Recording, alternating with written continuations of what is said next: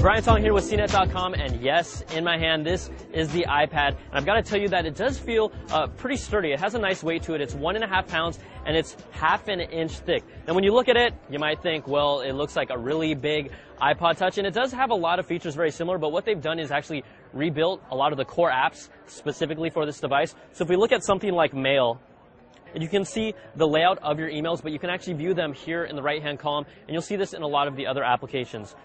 You also find a redesigned iTunes store, and what also makes this unique is the store itself is laid out differently. It's really taken advantage of the larger screen space, so you have a better user experience. You also have access to your photos. There's kind of a cool photo frame feature where you dock it and you press a button and it'll actually turn into this kind of digital photo frame. You also have access to movie content as well and all of your applications. Now, some of the unique, innovative features of this device is the iBooks and the iBooks bookstore. So what this is a bookshelf, and much like iTunes, you can get access to books and instantly download them to the device. And then one of the main things that I think that makes this unique is, sure, it's not e-ink, but this is a full color screen. Also, you have the touch capability to turn pages. You can even take it nice and slow if you want to. Now, a lot of the apps, most of the apps that are currently on the App Store will work with the iPad. They do have this feature that's basically a doubler that fills out the game to the screen. I can just click right here, and it doubles the pixels, so you're still going to get a full screen experience. There will be apps that are customized specifically for the iPad, so you can wait and see that when the actual device releases.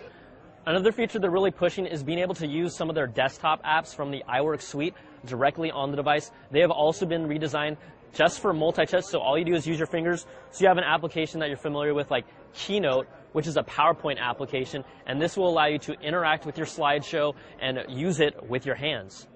Now, the iPad, what's the pricing going to start at? Well, there's two flavors, really. There's a Wi-Fi version and then Wi-Fi with 3G. If you want the entry-level Wi-Fi model, that's going to start at $499 and go up to $699. Then if you want a Wi-Fi and 3G version, that's going to start at $629 and go all the way up to $829 for the 64 gig version. Now, the iPad overall, it is a unique, innovative device. I don't feel really super compelled to buy one at the moment, but I really think that will change as more media content that you can interact with that makes a unique experience comes out. But overall, there's your first look at the iPad. I'm Brian Tong with CNET.com.